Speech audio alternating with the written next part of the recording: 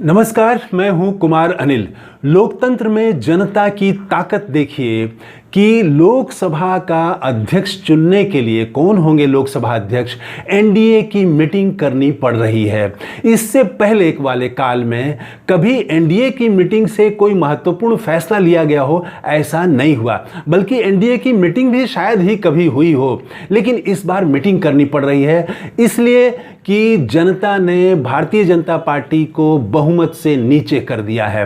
तो एनडीए की मीटिंग 22 या 23 जून को होगी, जिसमें लोकसभा अध्यक्ष कौन होगा, ये उम्मीदवार का नाम तय किया जाएगा। इसमें 3 प्लेयर महत्वपूर्ण हैं: जनता दल यू, टीडीपी और विपक्षी इंडिया गठबंधन। टीडीपी ने पेच फंसा दिया है और जनता दल यू ने समर्पण कर दिया है। टीडीपी ने कहा कि सारे दलों की, एनडीए के दलों की मीटिंग होनी चाहिए और उसमें सबकी सहमति से नाम तय होना चाहिए। और इसीलिए 23 जून को या 22 जून को मीटिंग बुलानी पड़ रही है।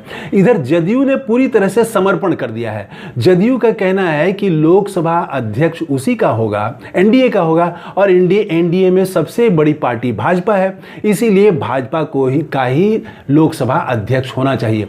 विपक्ष का यह कहना है कि लोकसभा अध्यक्ष गैर भाजपा दलों का होना चाहिए। इसको उन्होंने खारिज किया और खारिज करके कहा कि सबसे बड़ी पार्टी भाजपा है, इसीलिए उसका ही नेचुरल डिमांड है। हालांकि आप देखें कि भारत के इतिहास में ऐसा नहीं है।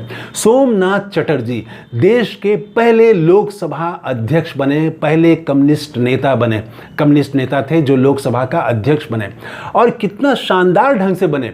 उस समय 2004 में सबसे बड़ी पार्टी यूपीए में कांग्रेस थी, लेकिन कांग्रेस ने लोकसभा अध्यक्ष अपनी पार्टी का देने पर जोर नहीं दिया, बल्कि सोनिया गांधी उसकी नेता ने सोमनाथ चटर्जी, पहले कम्युनिस्ट नेता, का नाम प्रस्तावित किया और प्रणब मुखर्जी ने उनका समर्थन किया। और यही नहीं, अटल बिहारी वाजपेयी ने भी इनका, सोमनाथ चटर्जी का नाम प्रस्तावित किया, आडवाणी ने समर्थन किया। 20 प्रस्ताव आए थे सोमनाथ चटर्जी के पक्ष में, और समाजवादी पार्टी, बसपा, सारे दलों ने सर्वसम्मति से सोमनाथ चटर्जी लोकसभा के अध्यक्ष बने थे। और क्या शानदार उन्होंने लोकसभा का संचालन किया। तब किसी विपक्षी नेता का माइक बंद नहीं किया जाता था, तब एक साथ 100 विपक्षी सांसदों को सस्पेंड नहीं किया जाता था, सबको बोलने का अधिकार था, और शानदार ढंग से उन्होंने चलाया। तो जो केसी त्यागी कह रहे हैं कि पहला हक भाजपा का ही बनता है, ऐसा नहीं है। परंपरा हमारे यहाँ कुछ दूसरी भी रही है। खुद वाजपेयी के सरकार में मनोहर जोशी, जो शिवसेना के नेता थे, वो लोकसभा का अध्यक्ष बन चुके हैं। इस बीच इंडिया गठबंधन ने एक नया दांव चल दिया है। इंडिया गठबंधन का कहना है कि लोकसभा उपाध्यक्ष का पद विपक्ष को मिलना चाहिए, यही परंपरा रही है। और पिछली बार लोकसभा का उपाध्यक्ष जो है वो पद खाली रह गया, जैसे लोकसभा में विपक्ष के नेता का पद खाली रह गया। लेकिन इस बार विपक्ष ताकतवर है और उसने मांग रख दी है कि परंपरा के अनुसार, और लोकसभा का संचालन परंपरा के अनुसार ही होता है, तो परंपरा ये कहती है कि विपक्ष को लोकसभा के उपाध्यक्ष का पद मिलना चाहिए। अगर लोकसभा उपाध्यक्ष का पद एनडीए ने नहीं दिया इंडिया गठबंधन को, तो वो स्पीकर के पद पर भी, लोकसभा अध्यक्ष के पद पर भी प्रत्याशी देगा।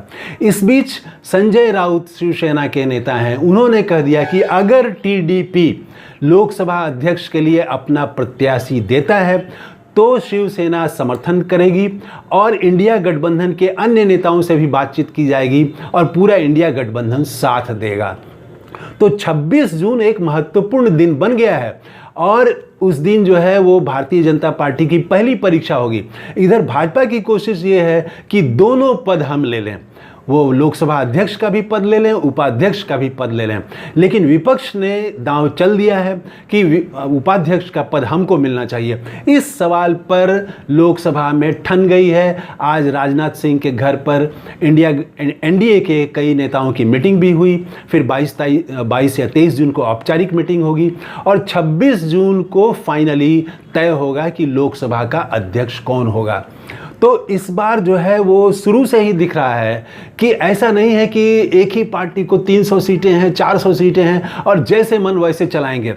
मोदी की सरकार थी, इस बार एनडीए की सरकार कही जा रही है इसको। तो अब देखिए कि 26 जून बड़ा महत्वपूर्ण दिन बनने वाला है और एक पहली लड़ाई, पहली परीक्षा जो है वो मोदी सरकार कहिए या एनडीए सरकार, वो 26 जून को होने वाली है। और लोकसभा का अध्यक्ष कौन बनते हैं, इस पर एक पहली लड़ाई छिड़ गई है। तो देखते हैं क्या होता है 26 जून को। आपने इस चैनल को अभी तक सब्सक्राइब नहीं किया है तो ज़रूर कर लें। थैंक यू, धन्यवाद, जय हिंद।